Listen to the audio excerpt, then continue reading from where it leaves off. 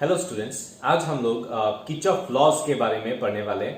तो first of all Ohm's law जो है, Ohm's law which we know that V is equals to IR when all other physical quantities remains constant.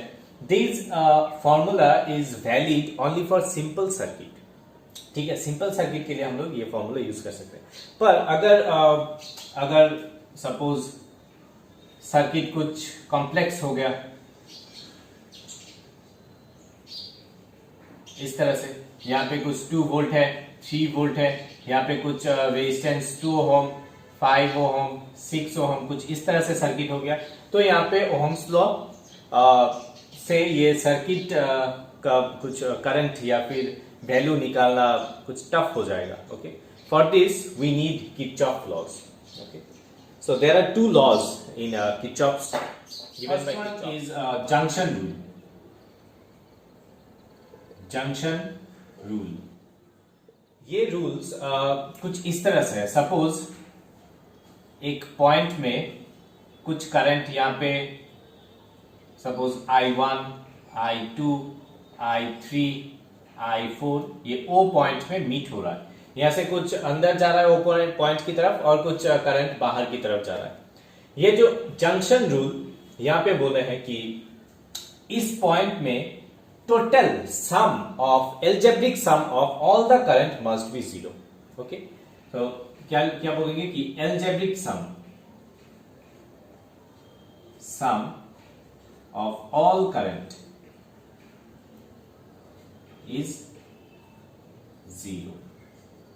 या फिर हम लोग कुछ इस तरह से लिख सकते हैं कि हम लोग को देखना पड़ेगा कि जंक्शन, ये जो पॉइंट है, पॉइंट में कौन सा करंट इसके तरफ आ रहा है। देखिए यहाँ पे I1 है, I2 है। ओके, सो यहाँ पे हम लिखेंगे I1 plus I2 which will be equals to current leaving the junction. तो लीव कितना कर रहा है I3 I4, that will be equals to I3 plus I4। So ultimately हम लिख सकते हैं I1 plus I2 minus I3 minus I4 will be equals to 0। तो ये हो गया junction rule. And junction rule mainly based on conservation of charge conservation यहां पे फॉलो करते हैं। Okay, junction rule. So Kirchhoff second law को हम लोग लूप रूल कहते हैं। सो सेकेंड लॉ में क्या बोला है कि total algebraic sum of EMF must be equals to the total algebraic sum of EMF will be equals to total resistance multiplied by total current in the circuit. Okay, so यहाँ पे एक आप देख सकते हैं कि यहाँ पे एक सर्किट दिया हुआ है, कुछ कॉम्प्लेक्स सर्किट जो ओहम्स लॉ से हम लोग वैल्यू नहीं निकाल सकते। तो इसके लिए हम लोग किरचॉफ सेकेंड लॉ या फिर लूप रूल यूज करना पड़ेगा। सो अगर हम लोग यहाँ पे आप देख सकते हैं यहाँ पे कितना सारा लूप्स है, एक loop, 2 loop and third the whole loop. ठीक है, यहाँ पे 3 लूप है। तो 3 लूप में से हम लोग को 3 इक्वेशन मिलेगा और तीनों इक्वेशन को सॉल्व करके हम लोग एक अल्टीमेट इक्वेशन लिखेंगे। तो यहाँ पे 3 इक्वेशन क्या आ रहा है। सपोज ये वाला loop ABC, in loop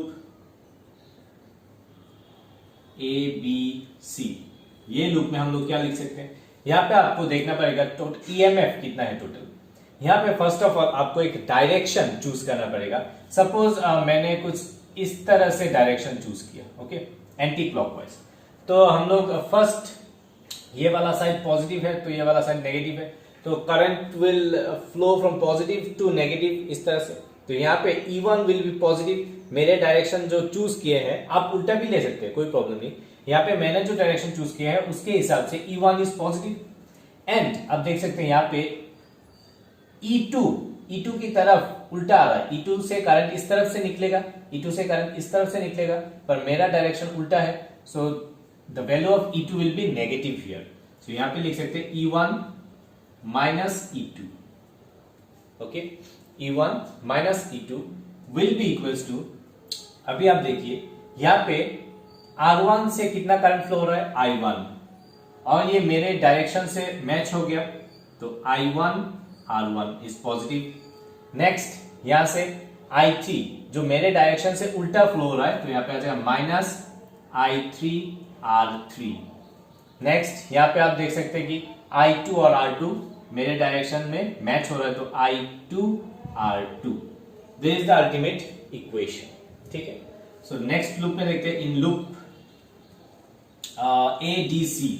ADCA, okay, ADCA में ये वाला लूप में आप कोई भी डायरेक्शन, सपोज इसी डायरेक्शन को चूज कर लेते हैं, तो यहाँ पे आप देख सकते हैं कि एक ही सेल है यहाँ पे E2, तो E2 का डायरेक्शन मेरे डायरेक्शन से सेम मैच हो रहा है, तो यहाँ पे E2 आ जाएगा, E2 will be equals to, एक ही सेल है, तो यहाँ पे ये वाला रेजिस्टेंस है I4 फ्लो रहा है, I4 R4, next same plus I5 R5, next यहां से सेम प्लस हो जाएगा I3 R3। नेक्स्ट कौन सा लूप है, नेक्स्ट द होल लूप, तो यहां पे इन लूप क्या हो जाएगा, ABCDA, ओके, ABCDA। यहां पे क्या आ जाएगा, आप देख सकते हैं इस लूप में एक ही सेल आ रहा है, ये वाला मिडिल वाला पोर्शन AC लाइन को हम लोग नेग्लेक्ट करना पड़ेगा क्योंकि लूप में नहीं आ रहा है, तो यहाँ पे E1, ओनली E1, सपोज हम लोग कुछ इस डायरेक्शन ले रहे हैं, ठीक है, तो यहाँ पे आ जाएगा E1 पॉजिटिव है, तो यहाँ पे I1 R1 आ जाएगा, I1 R1, नेक्स्ट यहाँ पे प्लस I4 R4, नेक्स्ट यहाँ पे प्लस आ जाएगा I5 R5, नेक्स्ट यहाँ पे every values are plus here, I2 R2, ठीक है, ये आ जाएगा थर्ड इक्वेशन। तो हम लोग यहाँ पे तीन इक्वेशन मिल गए हैं, आप देख सकते हैं, तीनों इक्वेशन को हम लोग अगर सॉल्व करते हैं तो यहाँ पे सभी वैल्यूज, अगर कुछ वैल्यू गिवन होगा तो कुछ अननोन वैल्यूज को हम लोग निकाल सकते हैं। ठीक है, यहाँ पे ये जो लूप रूल है, यहाँ पे the total algebraic sum of EMF is, यहाँ पे भी टोटल एल्जेब्रिक सम ही होगा, एल्जेब्रिक सम आप देख सकते हैं कि एल्जेब्रिक सम हो रहा है, so total algebraic sum of total resistance multiplied by total current. यहाँ पे कंजर्वेशन ऑफ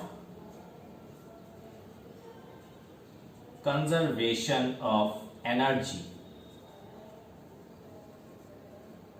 फॉलोस हियर, ये एनर्जी कंजर्वेशन यहाँ पे इस रूल में फॉलो करते हैं। ठीक है,